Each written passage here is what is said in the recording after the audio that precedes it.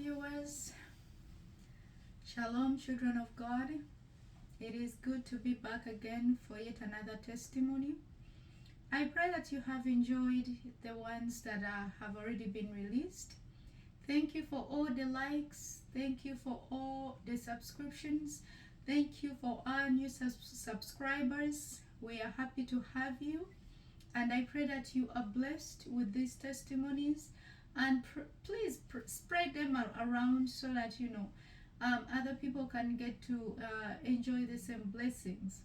However way it has touched you, I pray that the Lord will continue to use it in your life to bring more knowledge, more understanding, and also encouragement, especially for those that have gone through it themselves.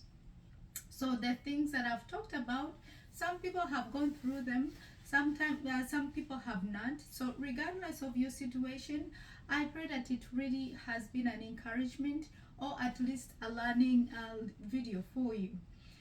Today we are looking at the childhood part again, which I have not gone through for a little bit.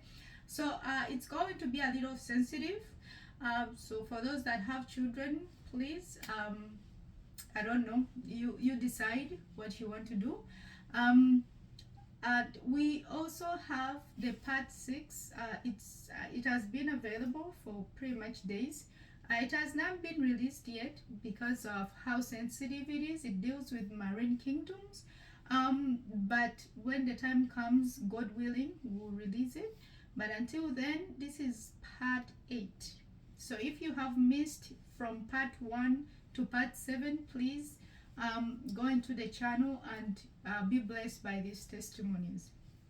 Today, as always, we're gonna read a chapter in the Word of the Lord, Psalms 48, a little prayer, and then we're gonna dive into the testimony.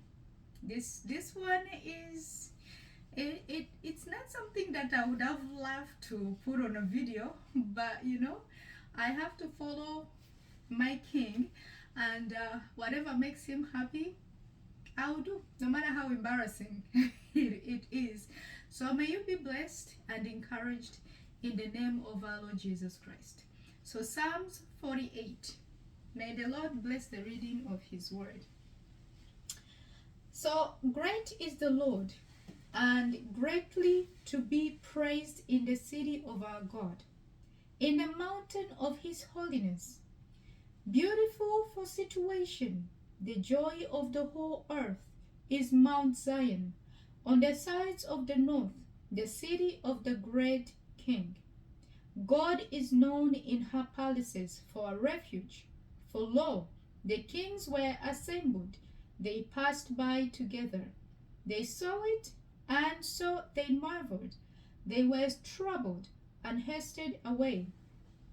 Fear took hold upon them there, and pain, as a woman in travail. Thou breakest the ships of Tarshish with an east wind. As we have heard, so have we seen in the city of the Lord of hosts, in the city of our God. God will establish it forever, Selah. We have thought of thy loving kindness, O God, in the midst of thy temple. According to thy name, O God, so is thy praise unto the ends of the earth. Thy right hand is full of righteousness. Let Mount Zion rejoice. Let the daughters of Judah be glad, because of thy judgments. Walk about Zion and go round about her. Tell the towers thereof. Mark ye well her bulwarks. Consider her palaces, that ye may tell it to the generations following. For this God is our God forever and ever. He will be our guide even unto death. May the Lord bless the reading of his word. The Lord will be our guide even unto death. The Lord will rejoice over us with singing. The Lord will be our portion. The Lord will heal all our wounds and will dry away all our tears. because we go through so much in this life. But the Lord will stand by us and will continue to trust Him, and He will truly get us through all these horrible situations that sometimes we find ourselves in, right? So may we have a word of prayer. Gracious Heavenly Father, Lord Jesus, we thank you once again for this day. We magnify and exalt your holy name, Lord, because there is no another God beside thee. There is no one that is before you. There is no one that is after you. But you are the God, the Most High God, the Creator of all things, the one and only ruler, the everlasting King, the great Prince of Peace. You are the great Most High God that has no competition. When you created the worlds and you made the kingdoms and established your great city, no one gave you counsel. When you put all the stars and the moon and the sun, no one gave you counsel. So Father, we just humble ourselves before thy holy throne, knowing that we are nothing, O Lord, and that you are everything. May you take over this testimony. It is quite the fragile one, that really I'll need all the strength, Father, from you to even talk about it. So I pray that you strengthen my heart and those that will also be listening and watching, that they too will be strengthened, Father, that you may heal our wounds, Father, that you may heal our diseases, that you may bring joy to the troubled hearts and bring hope to the hopeless. Father, I just commit this testimony into your hands. I commit your people that will be listening and watching into your hands. May their troubles, Father, may their tears, may their sorrows not be little before you. For what is little before you is gigantic to us, Father. May you level all the mountains. May you bring down all the hills, Father. May you heal their sicknesses. May you take away their troubles.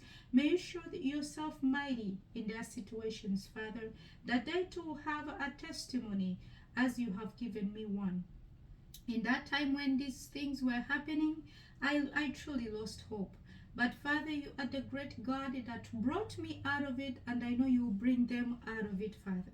So in whatever it is that they are in whatever hole that they are in whatever hell they are in whatever addiction they are in, Father, Lord, I pray that you meet them, Father, because your mighty hand is not shortened that it cannot save. Heavenly Father, may you heal those that are sick. May you deliver those that are in bondage. May you bring food of the soul and of the body to those that are hungry, salvation to the lost, and light to those that are in darkness. And Lord, as I pray, I also commit my little crew, Father, Lord, in your hands that are working so tirelessly for these videos behind the scenes. Father, I pray that you bless their efforts, that you bless their sacrifices, and that every moment they have put in for your work, Lord, that you will bless them abundantly. May you bless the mouth that is speaking, and also may you bless the ears and the hearts that will receive and will believe it, Lord. But in all things, may you be magnified. May you bring again encouragement to your people, that they too will know that no matter what they have gone through, Lord, that you will see them through. Father, Lord, may you close my mouth to the wrong things. May you open my mouth to the right things. May you bring comfort and assurance to the hearts of the hearers and the watchers that truly what I'm saying is the truth. Father, may you now be magnified and be blessed forevermore, I pray. For in the mighty and the holy name of the Lord Jesus Christ, I ask these prayers. May you grant them, Father, under your blood. And Lord Jesus, I ask that you cover these videos with your blood, for we have already seen what the enemy is trying to do. May you remove every shadow, Father, that is standing against it. May you destroy every evil hand that is working against it. May you bring down every tongue that is raising up against it, and everything that the enemy is trying to do, Father. Every work of the enemy, Lord, and every intention of the enemy, may you bring their counsels to nothing, Father. That these videos, truly, it will be your Holy Spirit that will spread them around, Lord, and cover them with your blood, I pray. For in your holy name, Lord Jesus, do I do these things. And I pray, Father, that you may do what you only can do. May you be blessed as I pray. In your holy name, Lord Jesus Christ, I pray. Amen. So, the Lord is my refuge, and the Lord is your refuge as well. The Most High is our protector and our encourager, the only great stronghold that can be with us in the time of trouble. So this testimony, it deals with, when the time that I got pregnant and all of that things. I don't even know where to start because that entire situation was long. So in the earlier videos, I talked about, being in school at Brilliant Chicks Primary School. I think it's located in Makindi or something. I have forgotten the whole division, something, whatever they're called.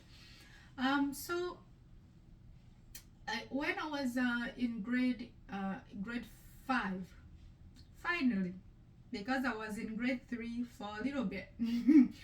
If you have watched part 3, part 2, you will see that I was in that grade for at least for a little bit because of the the corruption of the teachers.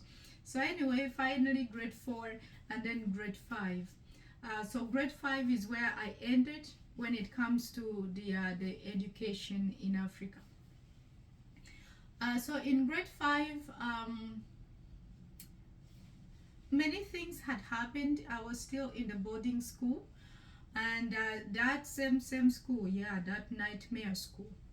At that time, my dad and my stepmom had separated, so we were truly moving around. So whenever we'll be done with school, he will come and pick us up and take us to this place, that place. He didn't really have a stable home, so he would rent some little room somewhere down in a rundown place in a ghetto area, and he will be hiding himself in there. But even though my dad made a lot of mistakes, he really didn't leave us. So even though he was in such places, he, at the end of our term from the boarding school, he will come and take us, and wherever it is that he will be, we will be there.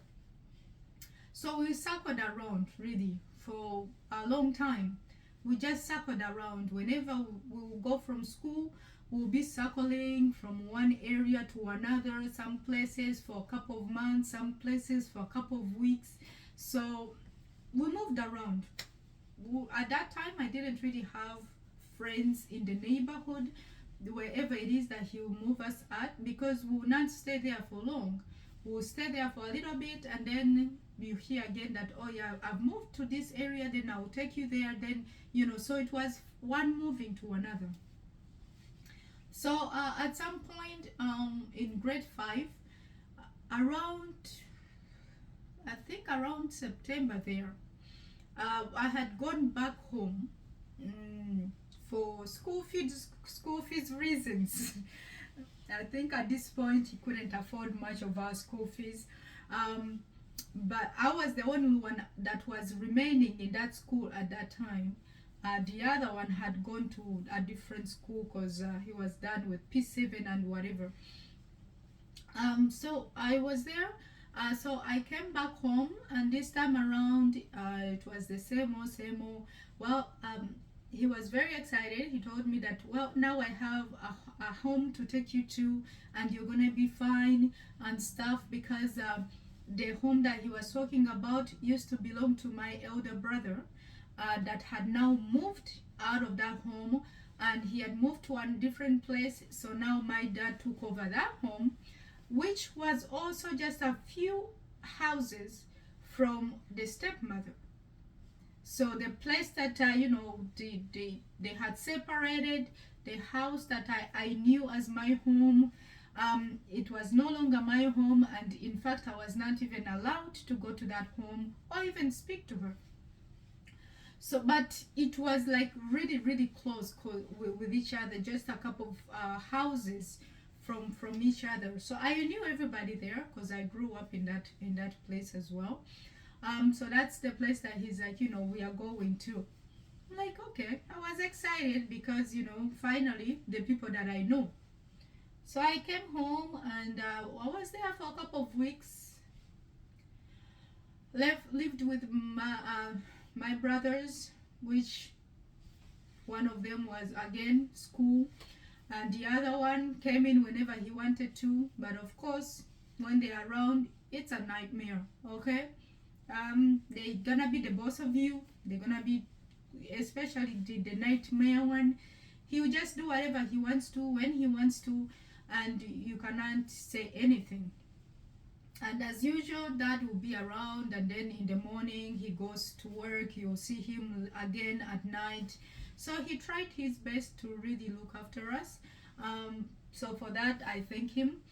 Um, so when I came back at that time, I had left most of my things to school because really I didn't think that I was never gonna go back to school again. I actually left a lot of it at school. My mattresses, my whatever, my mosquito nets, they were all at school there because it's like when he gets the school fees, I'll go back to school. But I never got to go back to really study. So I stayed a couple of weeks later. Then there was an event that took place that changed my life until now. Um, we had a neighbor. She was called Sophie. So the place that we were in, it was one bedroom and a little and a living room, right? And then right beside it, in the next room, right, because it's separated by just a wall, was also another neighbor. Her name was Sophie, and she lived there with some guy that randomly shows up and whatever. She was way older than me, so she became my friend. And you know how girls are. When they find a girl that is older than, they kind of get attached because now she becomes some kind of an influence to them. So a few weeks after I had returned, it was in November. That day was just like a normal day. So Sophie, my neighbor, had become my best friend at this point. Even though, the brothers did not really want me to be with her, especially the nightmare brother did not want me to have any friends at all. So he had warned me about Sophie so many times and threatened that if I talk to Sophie, of course he'll beat me up as always.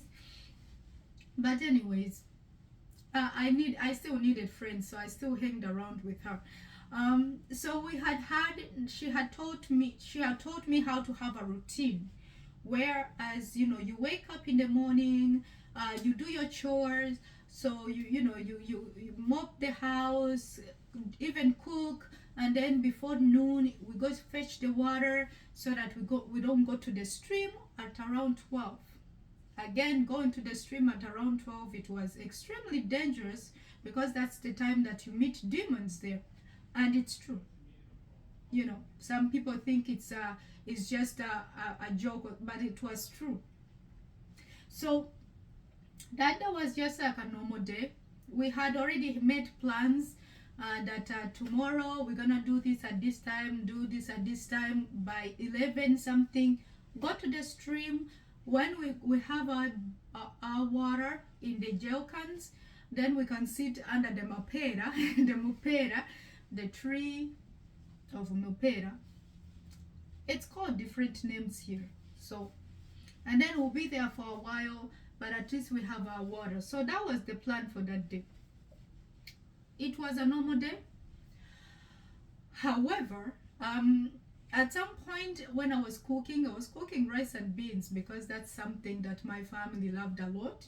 So I cooked it. I was done with the beans and I was cooking the rice, and I had left it on the kasigiri, the little kachako thing. I guess you can call it a stove that uses charcoal. I don't know. Anyway, it's called kasigiri, sigiri in Luganda. I was drying up the rice because it was the last thing that I had done mopping and sweeping. I was done with everything. So in that last moment of, of cooking, Sophie did not cook much. So in that time, she told me she was gonna go take a nap.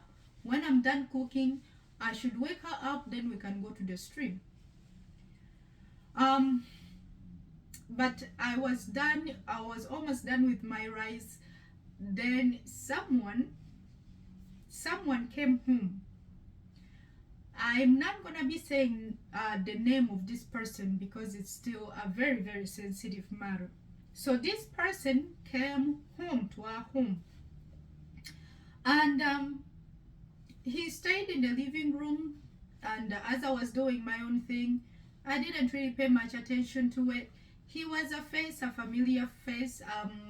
He was for those that have heard the truth, you know who that person is, and he knows what he has done. So I'm not gonna mention him yet, but one day I will make a video of the whole name and everything. So he called me to bring him something. So I went to bring him something. He locked the door. The moment I entered, he locked the door. He told me to undress, that he wanted his way with me. So I'm not gonna go into details of those. He wanted his way with me, and he said that, this day, whether I like it or not, he will have it, not just one time, many times as he wanted to. No one can do anything about it. Again, I'm home alone.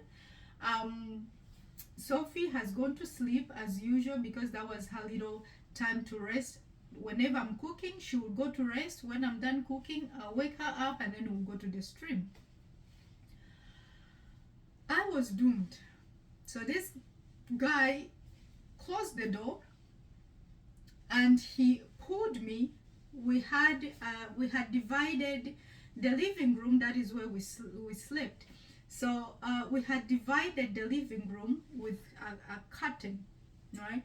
So he took me beyond that curtain, and he had prepared everything. He had a plastic bag, a black one, a caveira. My dad used to have a little axe. I think it's called shoka. He loved that little axe.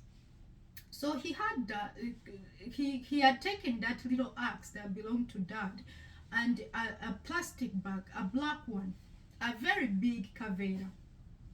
He laid it close to that mattress, and he told me that, well, we're gonna do this either way. It's either I do it after I've already chopped you up in pieces, or you can agree for me to do whatever I want to, and then maybe if I feel like it, I'll let you go. But chances are, because I know you're going to talk about it, I am going to kill you. But you can decide whether you want to die now or later. Now, I knew this person very well.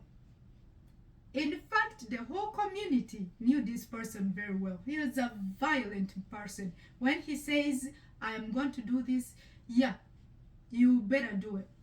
But I tried to put up the resistance because, it was an abomination. A very big abomination. I won't go into details of who this person is. One day, I will. So, my life once again flashed before my eyes. And now I've gone through those kind of situations before, but this was a very different one. I saw the shoka, the axe, I saw the plastic bag where I was gonna end up in pieces, and of course the mattress. So he started tiring. I was wearing a skirt and a little blouse, so he just ripped it and just threw me on the mattress like that. I was trying to really fight. He's too strong. At that time I was too skinny and really had nothing to offer, honestly. But I tried to put up a resistance, but the more I did, the more he beat me up. The guy beat me up until I started seeing stars. when he said that he was going to do it the hard way, he actually meant it. And he was too strong. He was extremely strong. He started beating me up and getting my head and just bounce it on the floor like that. And the floor is cement, right? So whenever he'll throw my push, he'll get my head like this and just bounce it on the floor on that hard cement. Ooh, I would see stars, really stars, and I feel like my skull is just breaking into pieces. I knew that he was serious about killing me because he had said it that he was going to kill me. He had said that he was going to chop me up and throw my body in Omwara. I think Omwara, it can be called a sewage. I don't know. There is some words that when I'm gonna make a Luganda version of most of these testimonies, because I have so much to say, but I can't find the words in English. So maybe Luganda one day I am going to do the whole thing. So he was cut me up. Of course, he was gonna start with the head, as he had said, and then he was gonna chop me up and throw me into Omwara, and no one will find me. So the guy was beating me. I got a beating of my life that day. He had beat me before many times, but this time around he was out for the kill. I even looked at his eyes. It's like he was a different person. He was always a violent person, but this time there was something about him that just screamed bloody murder, that he actually just wanted to kill me that day. So he told me that he was going to do what he wanted to do with me, you adults understand, for many hours. And then when he's done, when he's finally tired, then to prevent me from speaking, from saying anything to anyone, that he was going to silence me in death. He was on me for hours. Like when he started talking about these things, when he was closing that door, I knew he was capable of it, but I was hoping that maybe it was not going to be that case. But he actually meant every word that he had said. He rapped me for hours and hours and hours. At the beginning, I was fighting, but the more I fought, the more he beat me up. He was punching me and punching, right? So at some point, I just started bleeding. Like blood was coming out of here, and then I had blood that was just dripping through. And my lower body was so painful, right? But at some point, I stopped having any feelings at all. He was really violent. I could go into details, but I don't think I'm ready to go into the details. And even sitting here talking about it, because whenever I have to make a testimony, I have to rely on the Lord, what exactly he wants me to say for that matter. And then he has to open up my mind for everything so that I can remember every detail. So earlier I was remembering the details and I didn't want to come out of the room. So I'm remembering every detail of that day. The fact that I survived that day, God was with me. But I wish he actually saved me from that situation. I cried for God. I didn't see God. I cried because at that time I was told the truth that the stepmother was indeed a stepmother, that my own mother had passed away. So at that time I'm actually crying that where is the ghost of my mother? Like I see ghosts all the time, but where is the ghost of this person that gave birth to me and somehow abandoned me? And then where is the woman that really put me on this earth? So at that time, I went from crying out for God to come and save me. Honestly, he didn't say anything. So I started crying after the mother that I've never met. And of course, she didn't show up. I started crying about the father that was so far away. And I kept looking at the door that maybe someone will hear all of this violence, because he was very violent. The way he was punching me and, bumping my head on those walls and on the cement, it was loud enough for the neighbors to hear. But this was a man that everybody feared. So even if they knew what was going on, they were not going to move him. I was there for, it seemed like eternity. Honestly, it seemed like a very, very long time. But it was just a couple of hours. He would choke me until I'm almost losing consciousness. So at the beginning, I was fighting for my life. Then I realized that the more he went on and how violent he was with my body, I realized that truly, to cover this entire thing, he had to kill me. There is no way he was gonna let me live. After everything he was doing, he did every single thing that anybody can do in that kind of situation. Like, he got possessed by a demon. I would like to believe that, because this was something different, and I want to describe it, but at the same time I don't want to, because no, he really used my body in the most awful way, because he had the confidence that I was not going to say anything because I would be dead. He had every intention of killing me. So he really used my body in however way he wanted to. And he would just throw me around. I was already skinny and he's big and he has muscles, and so he would choke me so much until I really felt like I was going on the other side. And then when I start screaming a little bit, he would just bounce my head on the cement again and again, until I couldn't see at some point, because I had tried crying. At some point the tears stopped coming. I was in so much pain for a long time. I really went through so much pain. And he just kept going and going. And whenever I thought that he was done, he would just do something else for hours.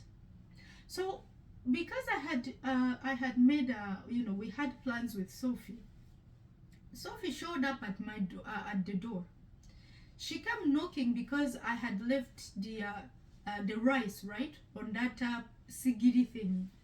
So she came banging on the door and calling, well, Esther little Dawa, where are you? Why are you leaving the pot of food on the sigiri? And we have already passed the time to go to the stream. You did not wake me up, and I've been here waiting. So she kept banging on the door, and then she's like, I know you are in there because I can hear you. Open this door.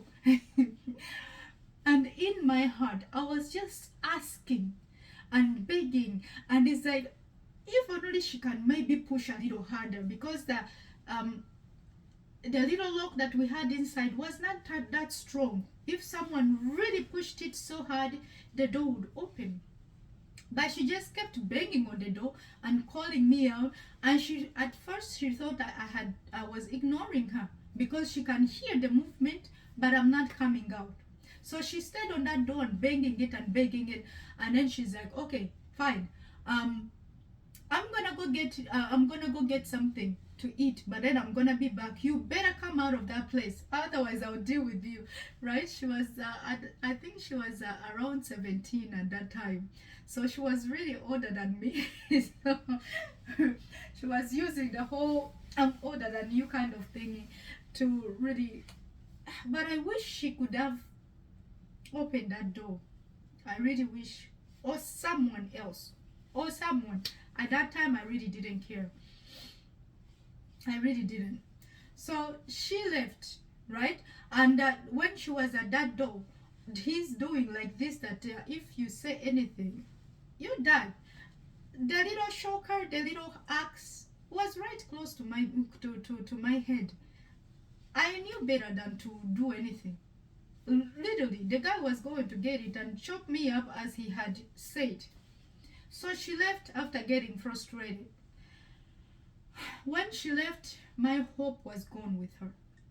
My hope literally grew legs and walked away with her. Then I'm like, truly, this guy, when he's done, he's really going to kill me. And probably no one will ever know about it. And they'll try to find me, and no one will find me because of the, he really described a gruesome kind of way that he was going to kill me and also dispose of my body. And I believed it because of the how long he had been really tormenting my body as I was laying right there. So at some point, I don't know how long it was, Sophie came back again. She banged on the door again. And she said, if you don't come out, I'm going to call the neighbors. I know that you are in there, and I know who is in there with you. Because I can hear you. Like I said, her room was, so our living room and her room was attached together. So it was only a wall that was separating our living room and her room. So if she really was listening, she could hear the voice, and it was a familiar voice that she knew very well. So when she was at the door for the second time, she said that I know who is in there with you. So she called the name of the guy and said, you better open this door, otherwise I'm going to be screaming and people will come here and they will gather. I wish she did. She actually didn't. She was just threatening. But when she said those words, my hope went up like this, and I'm like, finally. So you mean I'm gonna live to experience another day, which probably I'll even die on the next day, because again, my life has flashed before my eyes so many times. So you just live this day to just try to go through the same thing the next day. But anyway, I was just glad that she said that, and I thought that she would do it, but she didn't. So she kept calling out the name of that guy, and she's like, I know you are in there. Whatever it is that you're doing to her, I know. Because she was used to this guy beating me up. Sometimes he will really give me a beating, especially when it came to food. The guy loved food very well. So, if you don't give him all the food that there is in the house, yeah, he's gonna give you a beating until you almost wish that you were dead. So she was used to him beating me up, but then she's like, if it's for food, the food was burning. It was me that removed it from the sigiri, but now you're beating her for the same food, and you're gonna beat her for burning it, even though you have locked her into the house. So it was a girl that was used to my situation. And since she was older than me, I would confide in her sometimes, right? So even if she was not around when I was getting beat up, when she comes back, I would, yeah, he did this and he did this and he did this. Anyway, so after she threatened him and everything, she still left, and she said that she was gonna go to the stream alone, that when the whole ordeal is done. Now she thought that he was just beating me up as usual and just locking me up in the house, but this situation was different from the one that she was used to, even the one that I was used to. So she's like, I'm gonna go to the stream, but when I come back, you better be out of this house. Right? Otherwise I'm gonna tell your dad that you keep really beating her up, that you keep beating her up when he's not around. So she left again. I honestly don't know how long it was, because at the beginning I was counting maybe 1 hour, maybe 2 hours, but the pain was so much that I stopped counting. I stopped feeling my lower body, like from the waist down. At some point I just stopped feeling. It's like I couldn't have any feeling at all, and my insides were, I felt like I didn't have any more. He was that violent. Yeah.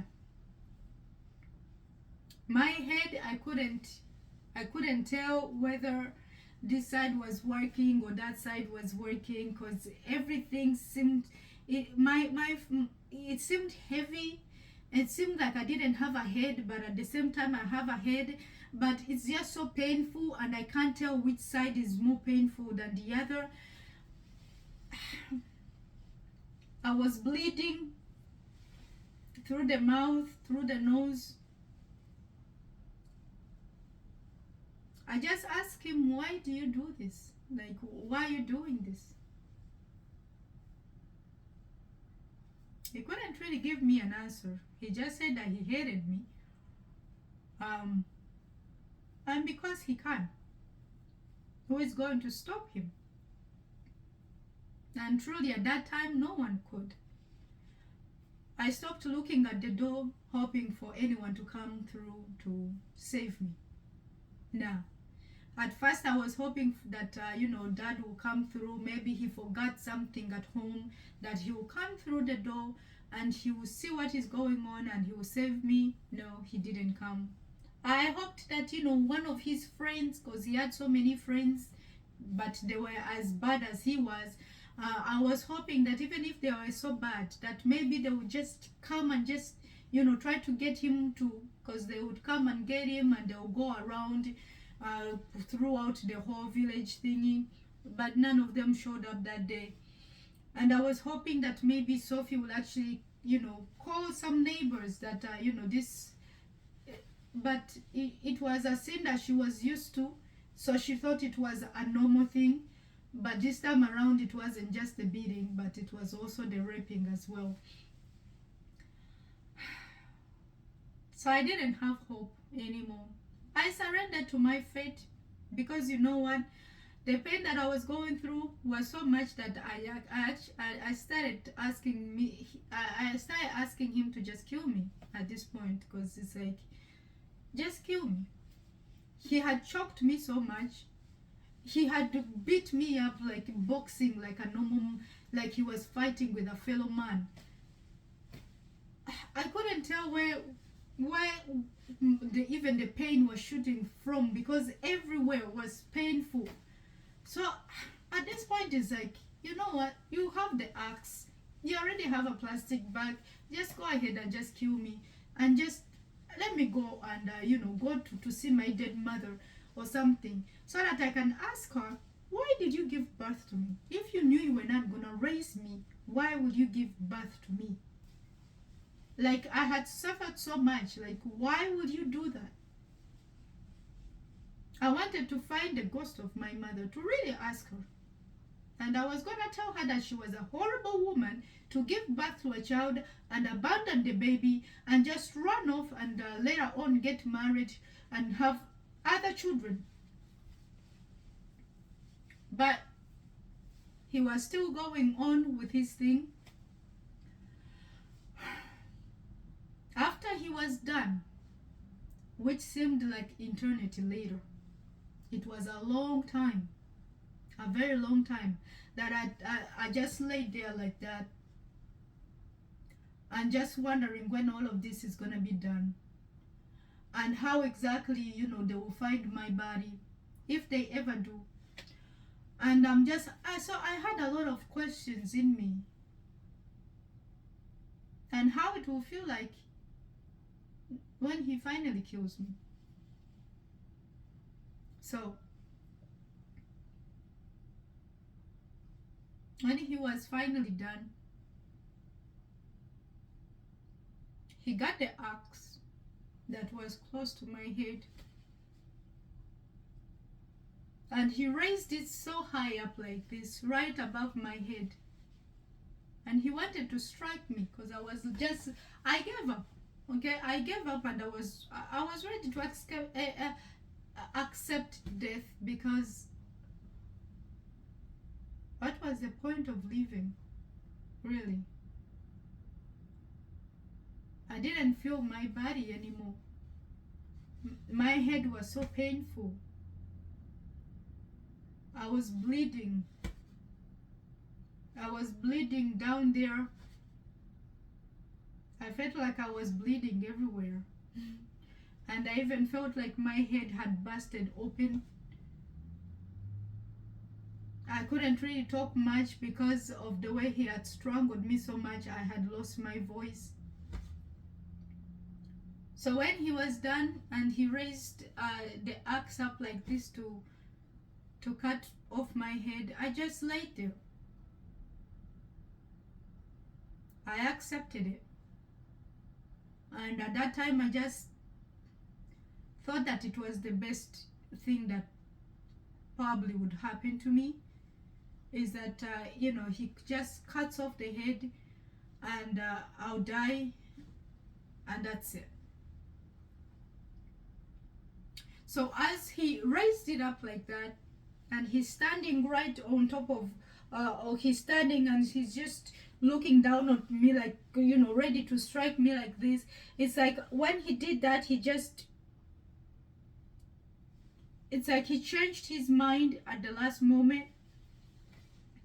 And then he moved down in the my middle side, right?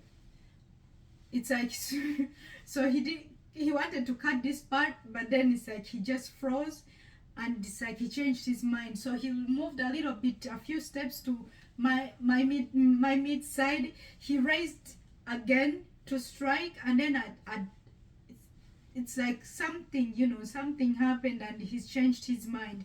So he tried a couple of times, and he would move again right here, and he wanted to raise it up, and it's like whenever he wanted to cut me up, it's like, I don't know what happened, but now I know that it was God. But really, I could have appreciated him coming through before that whole thing happened.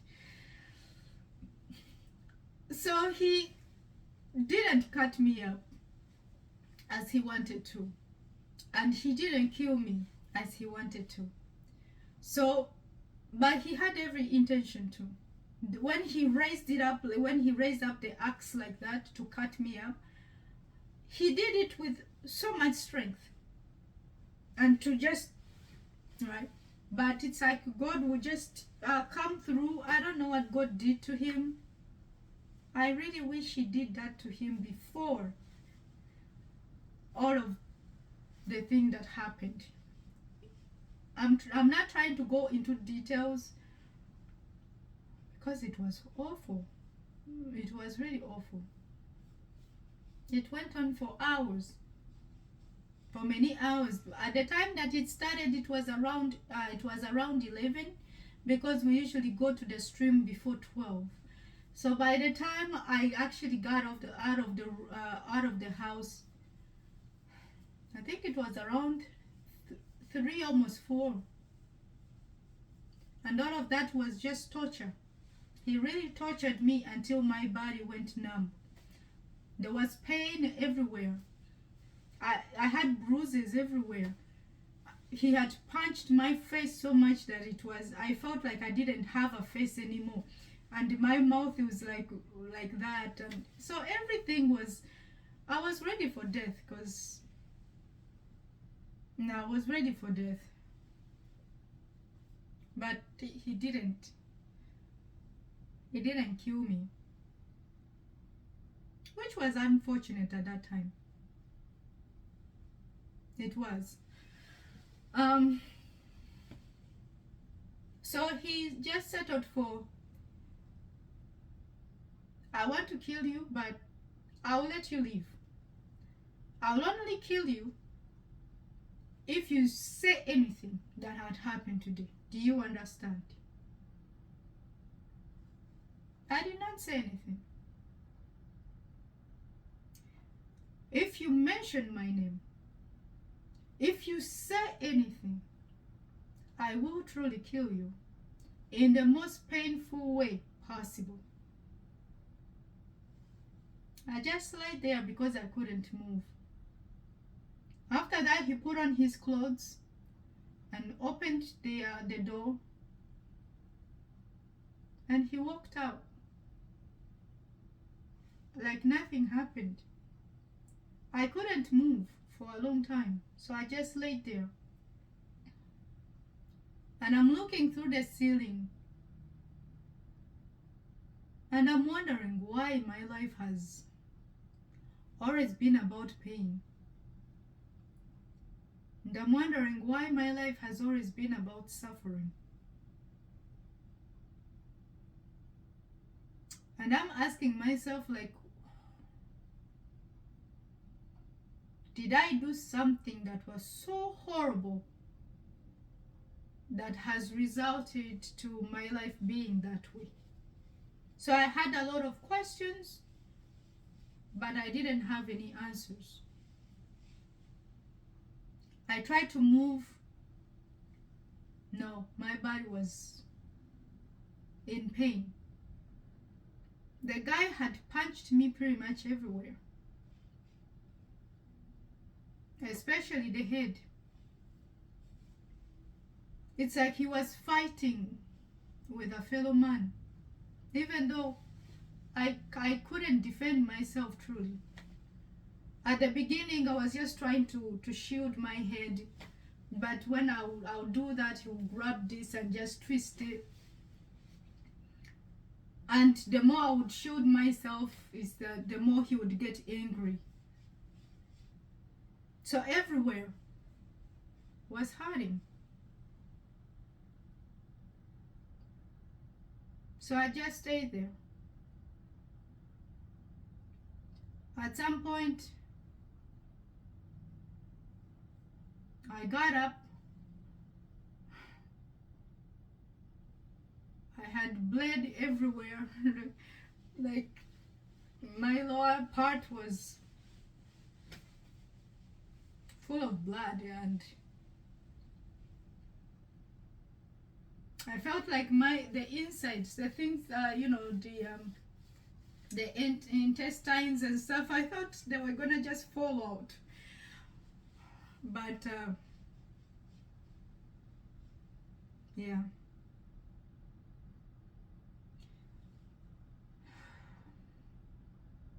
Even though I'm not going into details, for me, it's like I'm right back in that room that day.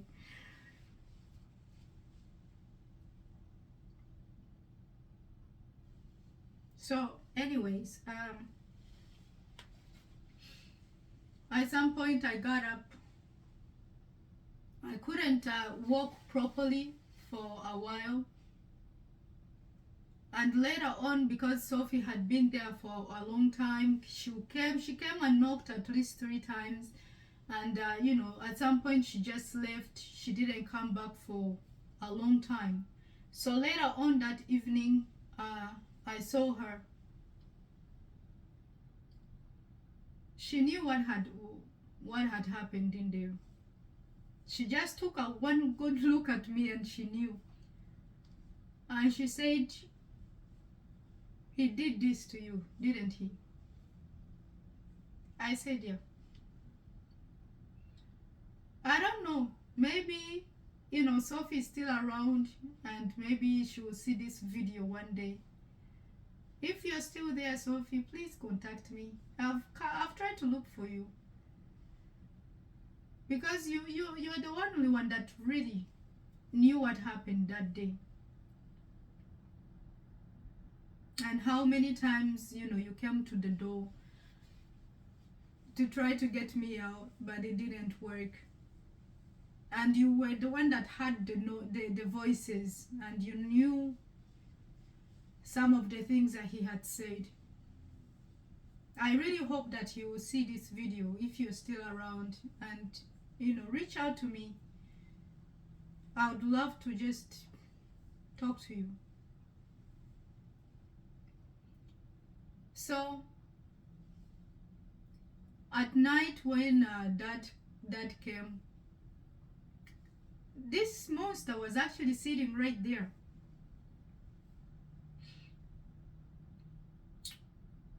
And he had said that if I told anyone,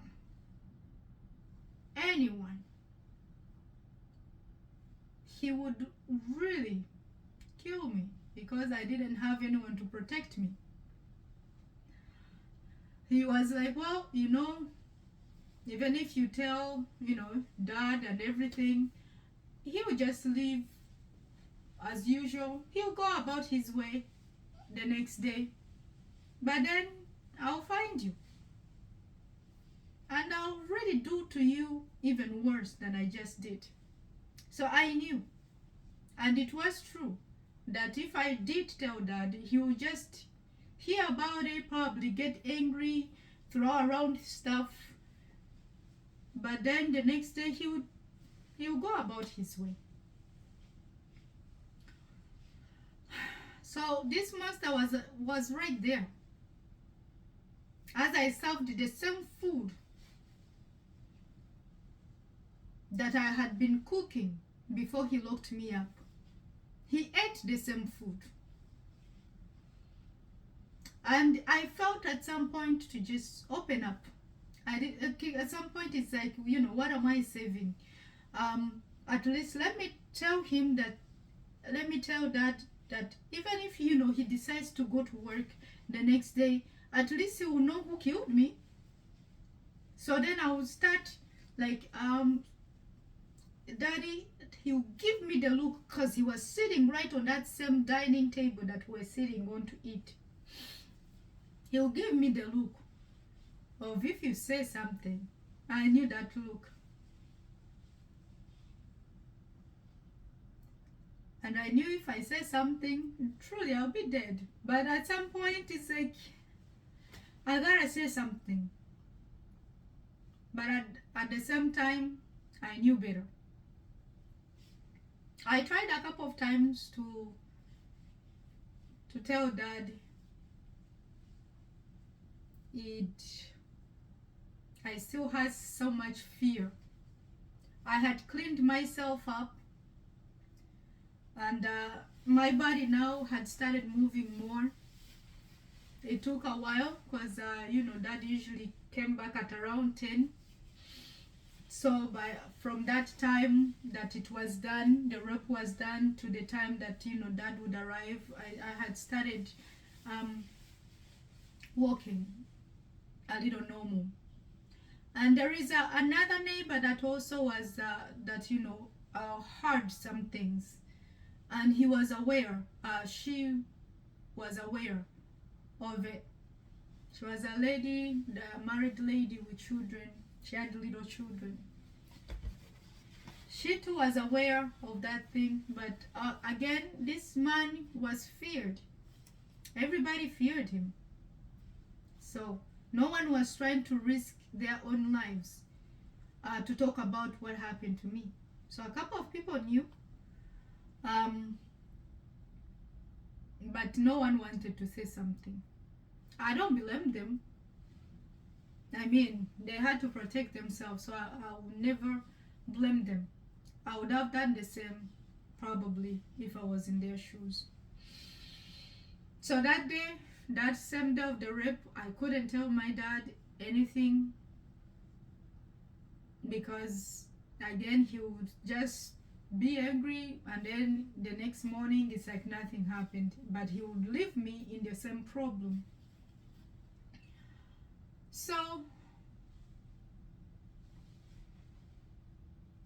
life went on after that. I was scared of that guy even more, and I did every single thing possible not to even be around the guy.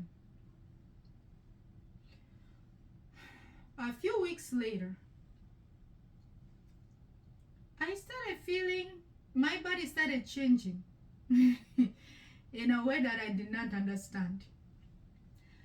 Now, by the time that whole, rape thing happened, I had only gotten my periods not too long. I was actually that young. I did not get, I think it was my first year or second year of, dealing with the period issues. So I did not know how it really works, right? So I did not keep counts of, it come today and it came this month. I didn't know. At that time, I really didn't keep counts of this. It shows up when it does, and it leaves when it does. So that was me. So I guess that's why I didn't really understand when I got pregnant. So my body started changing, and then all of a sudden, because I used to cook beans and rice all the time, all of a sudden they started smelling very bad. And when I have to cook them, I would run to throw up because now they taste very awful. Especially the rice. I hated the rice. But it was my favorite before the pregnancy. And then in the morning, my body would be so heavy to get up. Now this thing happened in November. November of 2023. No, 2003. Because my little one was born 2004. So in the morning, getting up became more like a chore. My body would be so heavy, and somehow I have so much sleep, and I didn't understand. So I didn't know the symptoms of pregnancy. I didn't know anything about pregnancy. I've heard about it from the school. You know, the girls used to get pregnant all the time, but they were not talking about, you know, this and that. So I didn't know much about it. And then I started wanting. We had a mango tree right at the street. It was close to Omwala, and there was a little shop beside it. All of a sudden, those little tiny mangoes like this, they tasted very good, and I wanted to eat them. So I would find myself going to those to the tree and picking up the little tiny baby mangoes. I didn't understand why. So it continued for a while, and then Sophie had noticed, right? She was way older than me, and I think she had this kind of experiences before. So sometimes when I would rush to go throw up, she would be like, "Have you seen your periods?" Like, I don't know. Like, when last did you have your periods? It's like, I really don't know. Now, this is just like 2 weeks after that incident. My body started reacting that quick. So it's like, you know, after that day, you should, you need to do a pregnancy test. I didn't know. How do you go about the pregnancy? What is a pregnancy test? So I did not know. So she knew the day, and so she's doing a calculation, and she's like, "When last did you see your periods?" I'm like, "I don't know. Within these few days, have you seen your periods?" It's like, no, I haven't seen anything. So then she's like, "We're gonna have to go and do a pregnancy test." I'm like, "Okay." She's like, "But I'm pretty sure you're pregnant right now." I was very shocked. She's like, "What are you experiencing?" I'm like, "You know, it's so hard for me to get up in the morning, and every morning I want to throw up. Every morning I want to throw up, and you know, rice smells bad. Even water was smelling bad. Everything smelled bad. Every single thing, even air smelled bad for some reasons." So everything that I used to love started smelling so awful. So at this point, you know, the family started noticing things, because cooking was not a problem. But now, whenever I cook, I don't want to eat. So I'll force myself to cook because I have to. If I didn't, I'll get a beating for it. So, but now cooking, my nose was, whenever I smell even oil or onions, anything, it was making me to throw up. So then she's like, you know, I'll take you to the hospital in the morning. So when you're, you know, this person and that person out of your household leaves, I'll take you to the hospital. We had a hospital at the station. It was a long walk. It was a place where, you know, usually when the thieves are caught and they get the tires, they get burnt in that area. So there was a hospital opposite to the station. So she told me that, when everybody leaves, I will take you to the hospital and then you're gonna get checked out. I'm like, okay. In the morning, I woke up. I couldn't even wake up. It was hard to wake up, but I had to. And we did the chores as usual. We kept the same schedule that we had before. And then, because if my brothers come and I didn't do these things, I'll get a beating.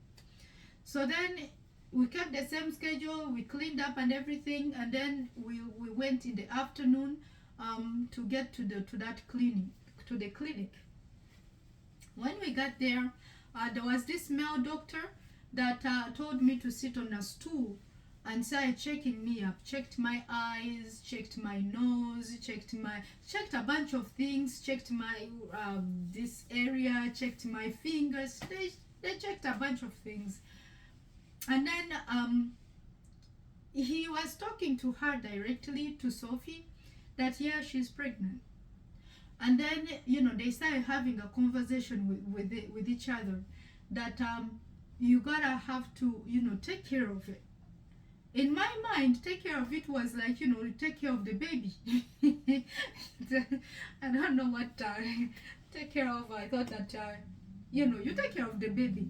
But when I heard that I was really cool, it was confirmed by this doctor that I was pregnant, I panicked because now I usually get beatings for nothing, and now I'm pregnant.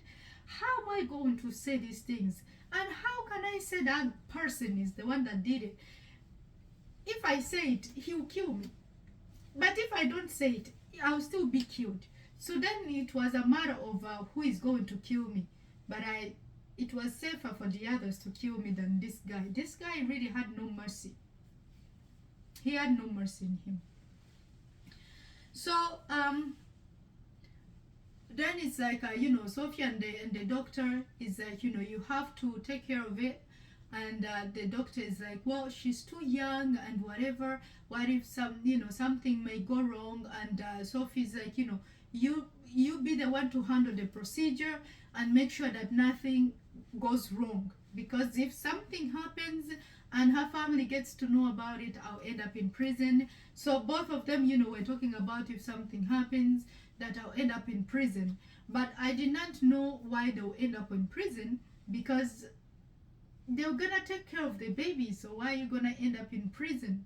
What did you do? My stupid mind did not register that they were planning an abortion for me.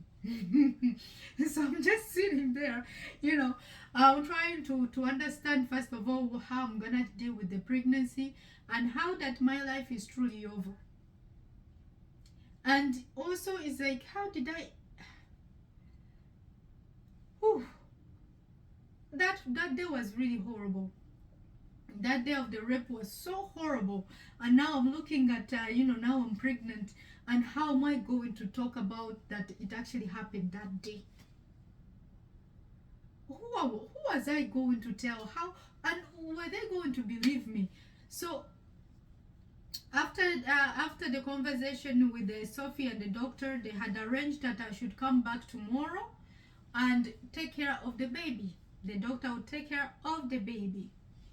So we left to walk back home. So as we're walking back home, she's telling me that does anyone know what happened that day? I'm like, no. Did you ever tell anyone about it? I'm like, no. So no, your brother, your father don't know anything? I'm like, no. She's like, okay. Have they suspected you of, since you've been throwing up and stuff, have they suspected you of anything? I'm like, I don't know. I really don't. She's like, well, if no one knows that you're pregnant, we're gonna have to remove it. Because if you don't remove it, your family will kill you. They literally beat you up for nothing, let alone if they find out that you're pregnant. And I know that guy is going to deny everything. She was doing the thinking for me. And at that time, of course she had to. I wouldn't have done the thinking for myself. I was dumb. I was really dumb. What did I know about pregnancy, and what did I know about... I barely understood how to even, do the the period thing. What was I gonna do with the pregnancy? So she's like, tomorrow I'll bring you back to the same hospital, and then the doctor is gonna take care of the baby, and you don't have to worry about the baby anymore. He will take away the baby, and I'll pay for it. It's like, they'll take the baby where? Oh no, he will just take care of the baby. I'm like, okay.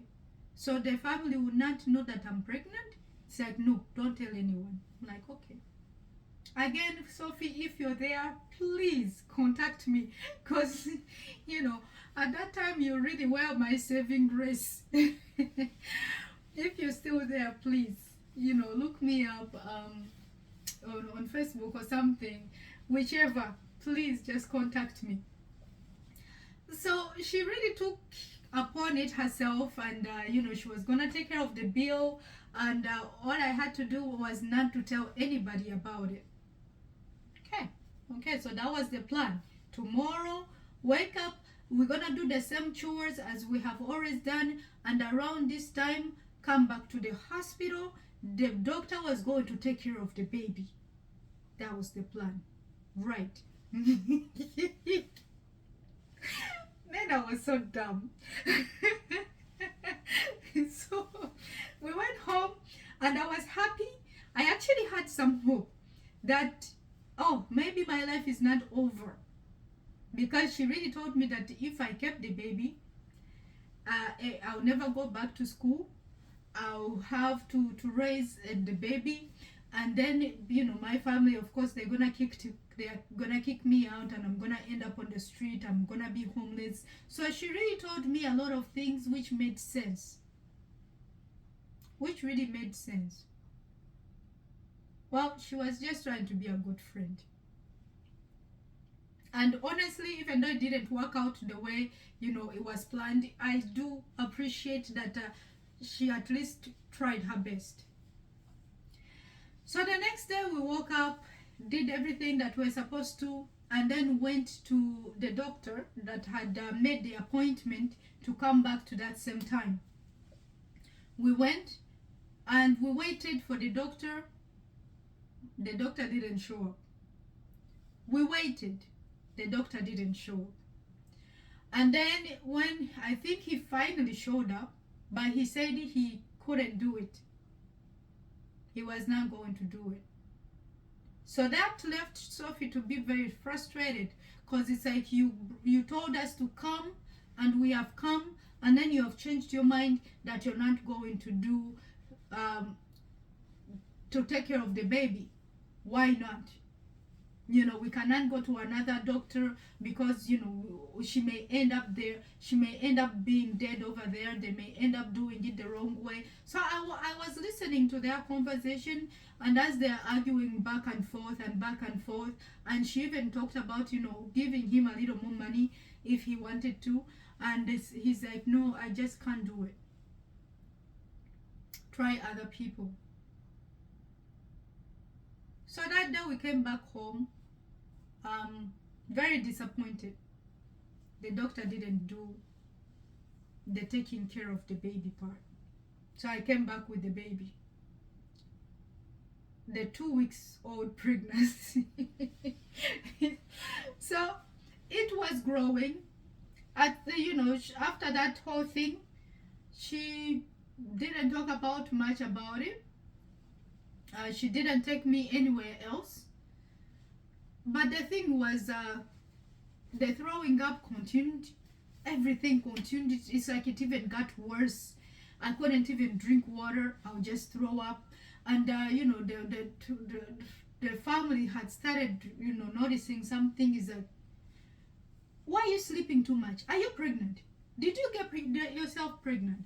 Why is it that you're not eating the same food you're cooking? Are you pregnant? Why? So I started getting the whole, why this? Are you pregnant? Why this?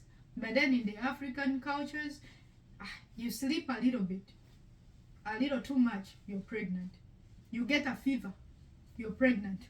You don't do this, you're pregnant. So every single thing, you just breathe a little bit, you're pregnant. So the whole you're pregnant thing accusation was a normal thing, right? But I think they had started noticing that. So the pregnancy, you're pregnant, if you're pregnant, got a little too much. And I'm like, wow. So they are starting to notice something. So there is a day that I was passing by that I was coming back from buying something. I ran into my stepmother because again she lived right just a few houses from where we were living. I ran into her and I just greeted her normally and stuff. I was told not to talk to her, but I greeted her because she was still a woman that I grew up with. Seriously, even though now I knew that she was not my mother, she was still a woman that pretty much raised me. So I greeted her, and she called me right away. She's like, come here." I came. Oh, the woman did this to my eyes, opened my eyes, and they took my hand, checked out the fingers, checked out the body, checked everything, checked out. Oh, she squeezed me up and looked over here, and she asked me, "Are you pregnant?" I'm like, "No." "Are you sure?" I'm like, "No." "When last did you see your period?" I'm like, "I think last month." She was the last person I was going to tell about the pregnancy thing. Never. And so I'm like, "I think last month." I'm like, "Mm-mm. You look so pale. Your veins are showing." It was actually showing at that time because I think at that time that she saw me was like now the pregnancy is like around 4 weeks, right? So I had I had such light skin. Well, now it's dark. At that time it was so light that the veins were all green. The eyes were falling in because I was barely eating. Every single thing I smelled, I threw up. Every single thing I ate, I threw up. So I was getting even more skinny. So I looked so pale. So she's like, "When your dad comes back tonight, tell him that I want to see him." I'm like, "Okay." And then she left. Huh. "Tell him that so that you can report me, madam." I don't think so. I didn't tell him.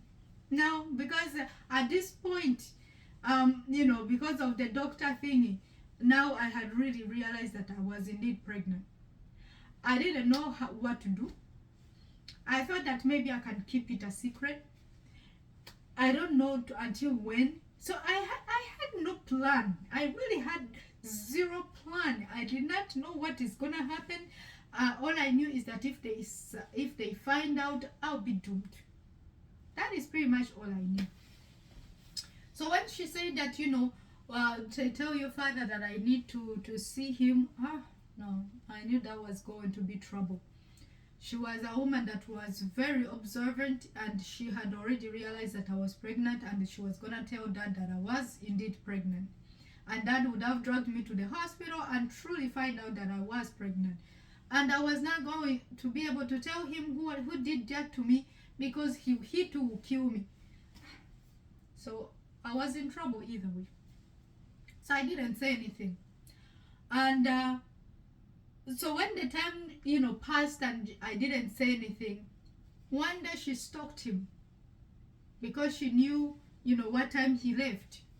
He didn't change. The same time that he left when they were still together was the same time, and he took the same road. So she waited for him there. And she told him a bunch of things.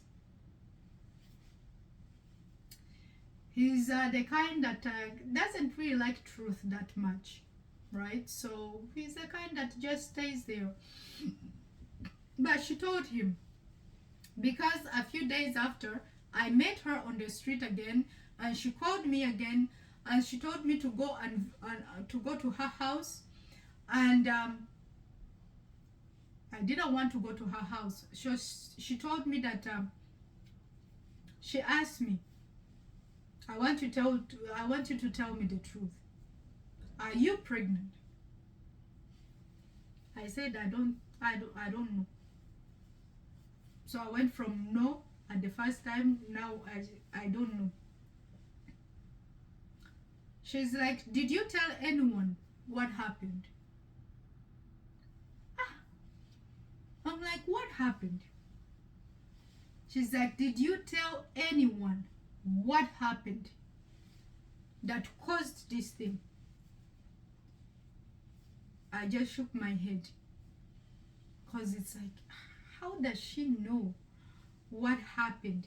But then she was the kind that pretty much knew everything. You really just couldn't lie to this woman. It's like she saw through everything and she knew everything. So I said no. And then she's like, I want you to come to my house and I want you to tell me every single thing that happened that day. I know who is responsible for this, but I want you to say it with your own mouth. Do you understand? I said yes. And when your father comes, don't say anything. I will be the one to talk to him. So I want to talk to you first to confirm what I know. And then after that, I'll handle your father. I know how to handle him. I'll explain everything to him. But before I explain everything to him, you have to tell me everything that happened that day. Do you understand? I'm like, yes. So the day that I was supposed to go there, I didn't. In fact, I started avoiding her. No, I didn't want to go there because yeah, I didn't want to. So time went on. The waking up became even worse. At any time I'll feel sleepy. Every time I wanted to sleep. Every time I was throwing up. I got lazy. I was already lazy, but I got even worse lazy. Until even Dad himself saying, you are becoming very suspicious these days. You're becoming very suspicious. It's like you're pregnant these days. I'll just be like, oh, no. I'm just not feeling well. I would get fevers in the morning. I would get headaches. I would get everything. And the person that did that was actually right there, was watching the whole time. He knew. But he had confidence that I would never say anything. So he was watching me every step. So there is a day that I was just there, and I saw, and my sister came. The older sister came. She was furious. She was so angry. And she told me, well, most of the time she showed up, she too will look for every reason to beat me. So she was really not my favorite. The moment I even hear her, it's like, well, trouble has come. She's worse than my brothers, really, like 100 times worse than them. So when she came, I was not interested in talking to her because she always insulted me, called me all kinds of names. So I was not interested in her. So that day she comes, she's so angry. She's like, Dad called her that I was pregnant and stuff. And so when she came to talk to me, she's like, Dad is so angry. And he's so angry that if he sees you right now, he's going to kill you. That, the little axe that, that guy used, right? Because it belonged to Dad. He's like, I know that if he comes to you right now, he's going to use that axe and he's going to cut you up. I'm like, this axe, this one is using it to cut me up. Even my own dad now wants to use it to cut me up. I was so fed up. And, she told me a bunch of things that really brought so much fear in my heart. And she's coming as though she's the one that is going to save me. So she's like, I'm going to get you out of here. You're going to come with me because I know that if dad comes, he's going to kill you. And he has told me that he's gonna cut you up, that he doesn't want you to be an embarrassment to him, to ruin his image, to ruin his name. So I'm gonna take you. All of that later on, I realized it was a lie. So she used fear to really get me to follow her. But I believed it at that time because of, she can be very dramatic, and she's a kind that will twist anything. That woman has a tongue that can twist the truth into a lie and make it seem like it's the complete truth. So the way she described that day, it was a complete different dad that I was used to. Like a murderous one that will just, so she's here to save me before he comes. So she's like, he's on his way here, and we have to go now, because if he finds you here, I'm afraid for what he will do to you. So I was heartbroken, because truly dad was the only one that I had that really loved me and cared for me, and he was the only protection that I had. So for me to hear that he was coming to kill me because he has found out that I'm pregnant, and he found out from the stepmother. So the stepmother truly, when she stalked him, told him all kinds of things, but she still, I don't know whether she told him the guy because she knew the guy. She even told me that I know who did this to you, and she was right. It was actually that guy. So she twisted everything. I ended up following her. Worst mistake ever. I should have stayed and took my chance. I listened. So now I'm fearing for my life. I'm going with this nightmare. She has always been a nightmare. Everybody knows that. And but I'm at that point, is like she's the only saving grace that I have. So I ended up following her.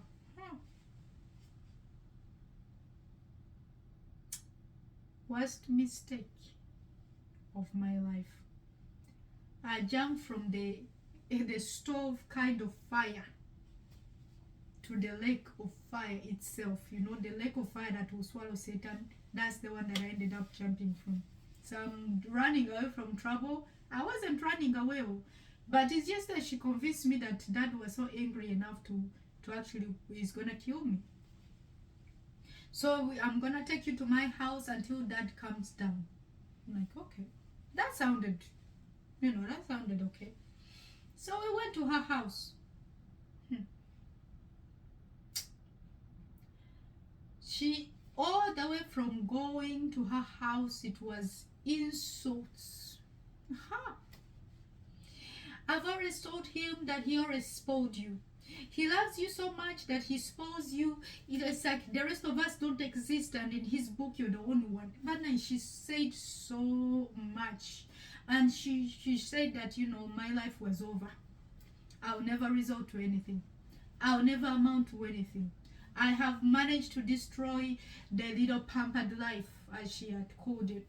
Dad has always pampered you. You have been the queen of this family, and now you are the peasant, and now blah blah blah. She said so much. And her house is so far. She lived in Nigeria. From where we lived to her place, I think we took like 2 or 3 taxis, or even more. Those are taxis in Kampala. We ended up in her place in the morning. This woman woke up in the morning. She called me yelling, told me to kneel before her and tell her who has gotten me pregnant and why I want to bring shame to the family. We're talking about the same one that pretty much ran away with a man. Anyway, that's how on. I'm not that I was the one to bring shame to the family. Completely ignored her own situation. But anyways, so I told her. I went through the whole thing of what happened that day. In fact, I even told her to call Sophie to confirm it. But my family has something that I hate about them. Is that if they hear something that does not make sense to them, or that they cannot accept, or that is not logical to them, or there's something, for them it's no, they will not believe it. So they have to see it their way, they have to understand it their way, otherwise it's not true. So if I have this Bible over here, and it's clearly a Bible, but if I say that this is a Bible, but they don't see it as a Bible, but maybe they just see it as a regular book, they will not believe that it's a Bible. To them it will be a regular book, and they will argue about it, and they do not see what you tell them. They want to hear and see what they want to see. I told her the whole truth. In fact, I went into details of that day. The moment she heard the name of this person, she became even more furious. You're lying. He'll never do such a thing. Blah, blah, blah, blah, blah. He's an innocent man that you're trying to pin your bastard child to. You have been running around with different men, and now you don't even know the father of your child, because you have slept with every man you have. Hey. The woman insulted me. I can take the insult because I was used to it. The beating. She started beating me up. Because according to her, the man that I just mentioned, he was an innocent soul. But she knew that man. She knew what he was capable of. And the amount of time that this man had been a criminal. That even the chairmen of that that little area knew this man as a criminal. He had been in, if it's stealing, even killing, there was rumors that he had killed people. And then sometimes he would just disappear when the police is looking for him. This was a man that was LOC knew. This was a man everybody knew. This monster. So because she didn't see him in such a way, she defended him. No matter what I said, no matter who, I even told her that we can go back to that place, and I can call the witnesses that really were aware of that day. And she got even more angry the more I said it.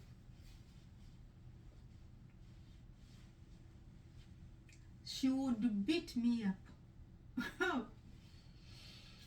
She beat me up just like the guy. She also get my head and slam it on the cement. This is my head. The fact that it's still around. Bad night. God is real. This woman that you're seeing here should have been the dead person a long time. There's in a Mbuyaga. I would have been one of those. But if I'm still sitting here, there is God. Because the way these people would beat me up, Phew. This woman will get cold water, pour it on me, and beat me blue black. There's my own sister, same father, same mother. She will insult me to the greatest. But anyway, I was used to the insult. Those ones did not do much to me. But the beating, So she will call me. So after she's beaten me up like that, and she doesn't want to listen to that truth, she will be like, I will deal with you until you finally tell me the truth. So go do this, go cook, go clean, go fetch water, go do this, blah, blah, blah, blah, blah, take care of the children, blah. After she has beaten you like that until you're so dizzy, you can't do anything, you're bleeding, and you're pregnant.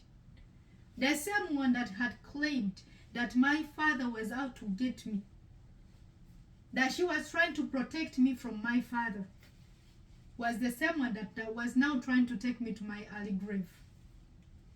So after beating me up like that, then she would tell me to go do all the chores and even her room, clean it. That's the kind of family I come from. Right now, I don't even claim them. And I know you people will be looking at this video. I don't claim you as my family anymore, because you have done me way worse than any stranger. The pain that you people have caused me, I've never been treated so bad by anyone in this world other than you people. But to the rest of the world, you're like little, little angels. But God is watching you. God knows everything. And the things that I'm saying here, knows that is the truth. And you know, your conscience will tell you that it's the truth. If you like, deny it. If you like, pretend as you're good at pretending. The whole world sees you like you're always there to help, you're always there to encourage. But if they know the real you,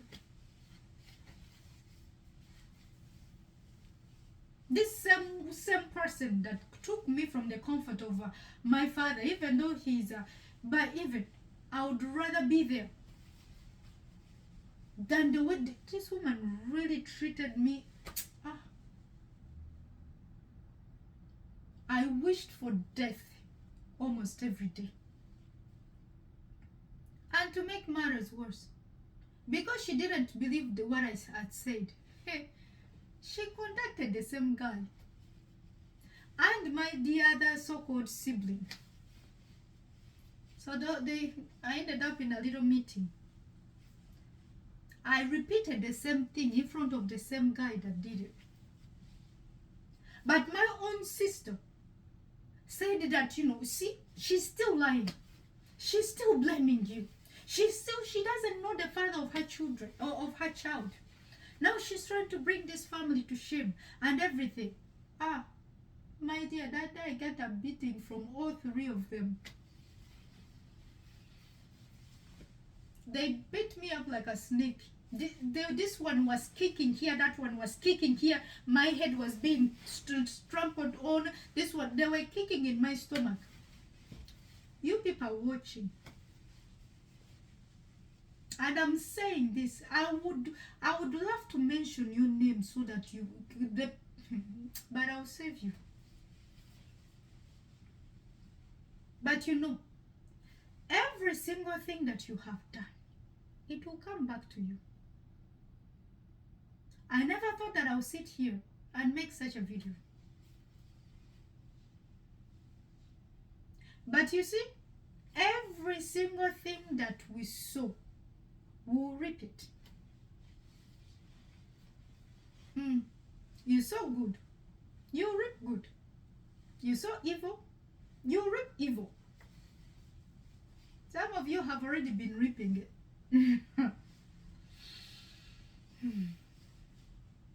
Especially you that didn't believe me. The same guy did the same to your own children. But you have never told anybody about it. But I'll say it for you. The same guy you defended ended up doing the same thing to your own. And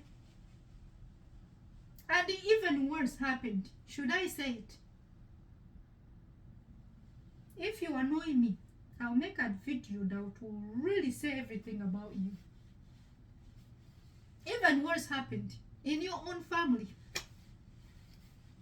Why? Because you are reaping what you sowed. You did not believe me. You ended up putting someone where they shouldn't have been.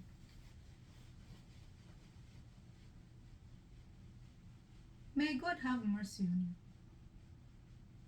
This woman tortured my life. How? She'll make me fetch water, like 4 jerry cans, those big jerry cans, with a pregnancy like this. Barely slept, barely ate, barely did any, barely rested. This woman will beat me up. They tried to really get rid of that baby. By the way, they were kicking me in the womb. They kicked me in the stomach. All 3 of them that day, they ganged up on me and kicked me in the stomach, kicking in the head, kicking. Come out and say that it's not true. If you fear God, because you call yourselves Christians, when people see you in the church, they will actually think that you're people. In your own families, you're pretending like you're this and you're this and you're this. And one of you had the audacity to come out to me a few days ago. No, you're telling my daughter this and this and this. She already knew. You're claiming to know me, but you don't. And you want me to take down the videos. Because of your own selfishness, you're talking about what will my family say? What will my work say? What everything has always been about you. You did not even take a good look of everything that I had said. The pain of your own sister, you did not even look at it. You're just caring that, oh, if people see that video and they know that I'm your brother, how would they see me? And my family, how would they look at me? If you were honest, your family would have known you. But you have put an image in front of your family that you're some kind of a savior, a saint. No, you're not.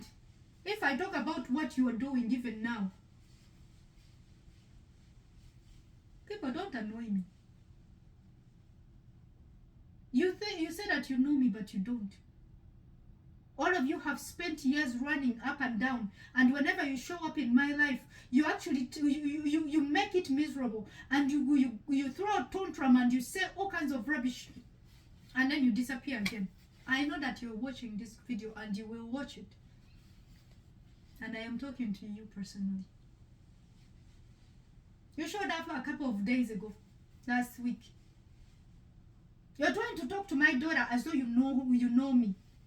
She should be the one telling me who I am. She should tell you that, this is who she is, because she's the kind that lives with me. And unlike you people, I've actually told my daughter everything. This testimony, she lives with me, she sees it.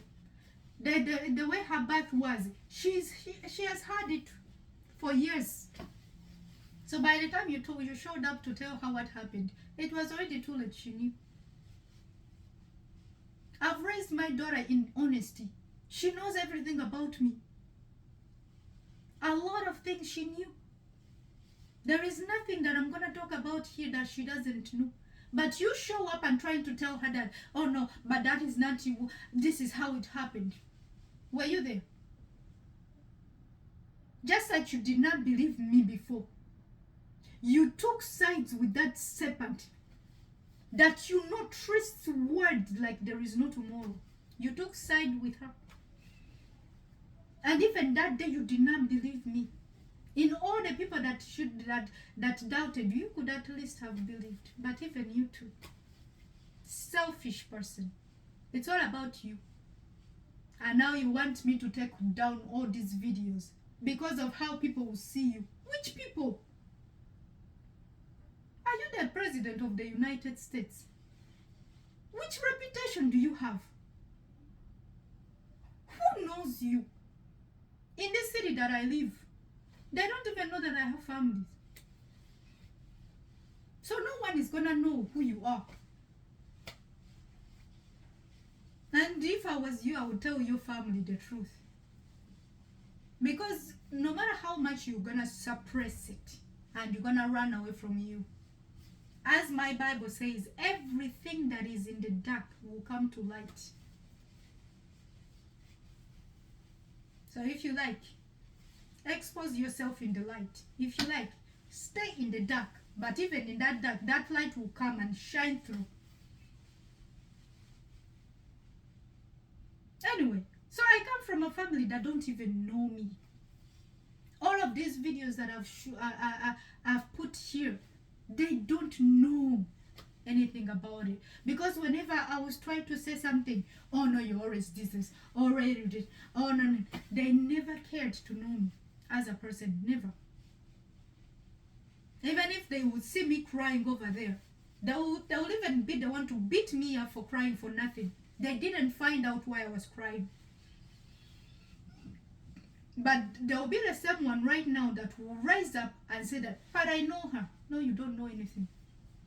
Even the people in this same place that I live will know me better than my own family. The people I'm talking about, the so-called family, are the one that will show up once in every 5 or 10 years. Every 5 years, one time they will show up. And, we have failed you. We know that, we have not really been a good big brother to you. I've not really been a good... You just give them a couple of days. They'll do the same thing. They'll hurt you again. They'll say the mean things.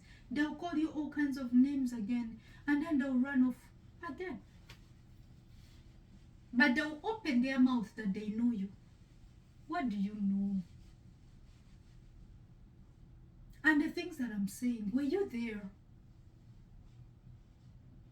How is it that you want to tell me about how I conceived my daughter? Were you there? You only heard about it later.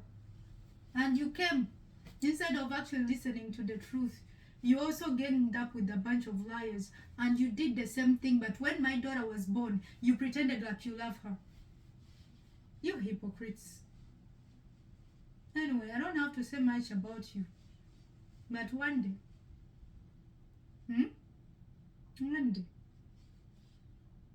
right now I'm still at least covering your identities. One day you're gonna piss me off, and I'll really just say it the way it is.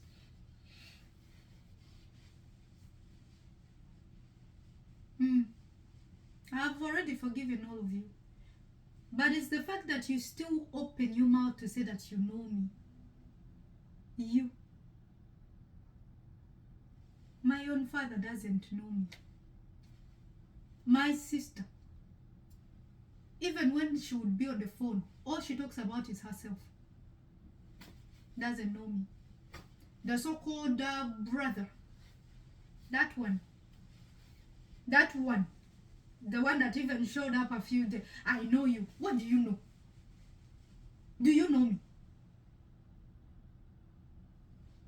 Or is it the little Esther that I was, 2 years old that you still remember? How many years does it go by?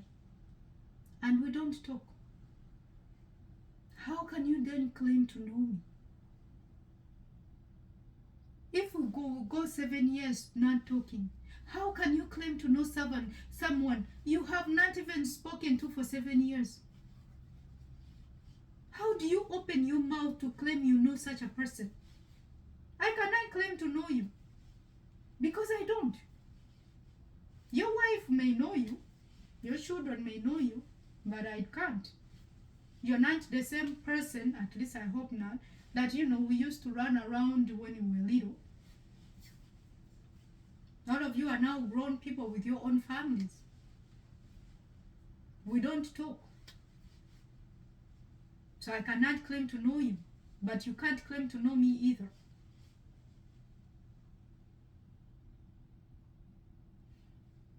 Anyways, that is just, that is just the kind of family I come from. So when I told them the truth, they didn't believe me. They took the side of that guy. And even when they claimed that they believed me later on, because except for some of them, I brought up the issue again. I'm like, you claim to love me, but remember that time when I told you guys the truth and you didn't? No. Let us leave the past. They don't want to hear the truth at all, because that truth will condemn them. Even until now, they still run away from it. Whenever the birth of my child goes there, even though they claim to know what happened, when you tell them the truth, they don't want to hear it. It's too much for them.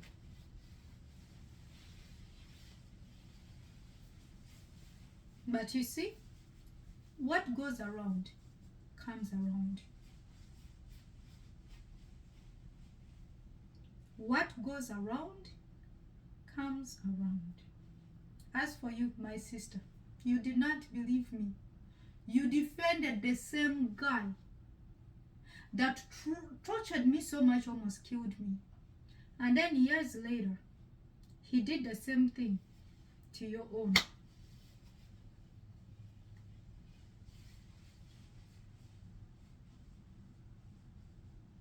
You can never defend Satan. If you defend Satan, anyway, you will look like a fool. So may God really have mercy upon us, especially when you have children. Even if you don't, one day you will. Whatever it is that we do, truly, even if we don't pay for it, it may end up coming back on our children. So whether you are the sister, whether you're the brother, whatever, you have children, remember that.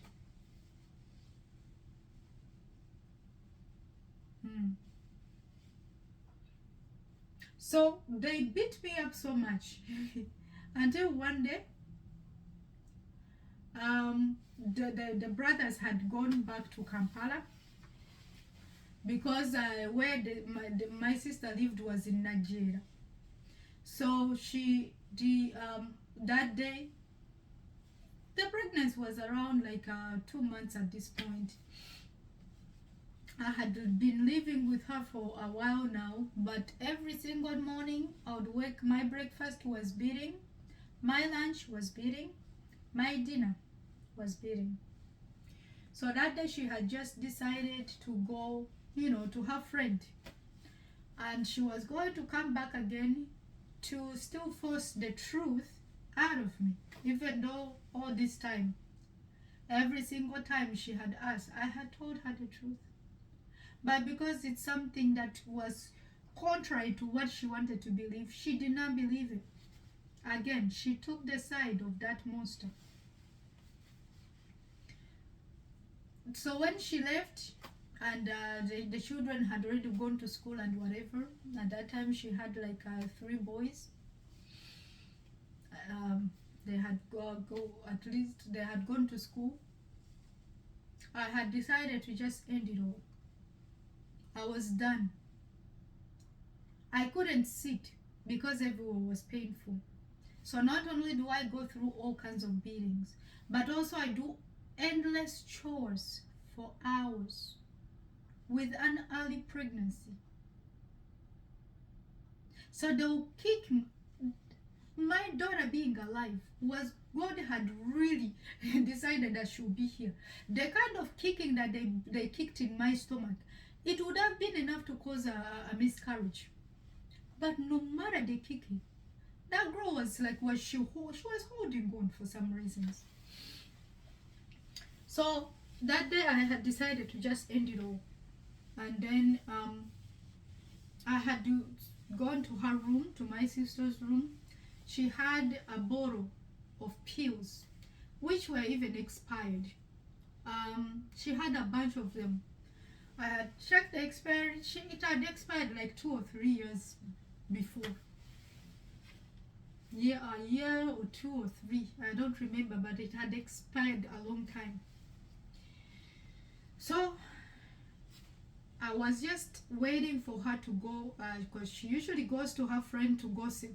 She's gonna gossip about me and how I brought shame to the family, even though, at least mine was a rape. I really didn't have anything to do with the way this child was born, but for her was a different story. And yet mine was the horrible. Don't even get me started on you. You know you. So as you're watching this, I know you watch it one day. You know you. Don't even let me open up about you. So she went to gossip as always. I went to her room. I got all the medicines. I got water. I decided to just, I talked to whatever it is that was um, growing. Again, at that time, I really didn't know anything about pregnancy. All I had was that the baby was in here. So I started having a conversation with the baby that was in here. I told the baby that I'm tired of the beating. I'm tired of all the sorrows and the tortures and whatever. And I was going to just kill myself, which I guess would have killed her too, so that we can be out of this world. This world was just too wicked for us. This world was just too dark for us. And as a person, I was just done with all the suffering. So it was a big bottle, a really big bottle with very huge pills. I think they were for back pain or something. I took all those pills. I took them all. There were many. But I was very determined, because usually when she goes to gossip, she was gonna go again to beat the truth out of me. So I had just decided that before she comes back to beat me up, I'm already gone. So come and beat the body. You're not gonna beat me anymore. I was tired of this family with all the beating and the pain that they had caused me. I was done with them. So I'd rather go into the grave so that I can rest. But I didn't know that trying to do that, you actually end up in hell. But at that time I didn't know. So I took the pills. I started getting dizzy. I laid down to the little tiny mattress that they had given to me. I got ready for death. I said sorry to the baby in here, and I said sorry, but you see, we are better off not being with these monsters. It's either that I took us away to the grave, or she's gonna come back and take us there anyway. But her way of taking us there was too painful, so I'd rather take the easier way. So I laid down. At some point I felt dizzy. I don't know what happened. Really, I don't know. But I don't know how long it had taken. I don't know how long I was asleep for. But at some point I woke up. I didn't feel anything. I just had a very little tiny headache. And I was sweating. I sweated everywhere. In fact, at this point, the mattress felt like there was water everywhere. So I was sweating, and I really, really sweated. So it's like, At some point, I thought that maybe I had died. I became a ghost, and now the ghost maybe is in the water or something. So I touched around. It was really water. It felt like water. Didn't realize at that time that it was sweat. So I woke up, I looked around, I'm like, okay, so finally I'm dead. So death didn't feel like anything. I felt normal. At least I only had a little tiny headache. I didn't have the pains that I had because of all the beating that they had done. I was getting beaten up every single day. So by the time I went to that bed, after I had taken the pills, I was in pain everywhere. So now I'm waking up and I only have a little headache. I don't feel pain in any other places. So I'm like, wow, being a ghost is actually not so bad. So, but why am I wet all over? I looked around and it's like I'm in the same place. Everything looked the same. I punched myself. Felt pain. I did not die. It was horrible. I realized that the medicine didn't work, and that me and the baby were still in this world. And I didn't know how long I had been asleep for. Just a minute.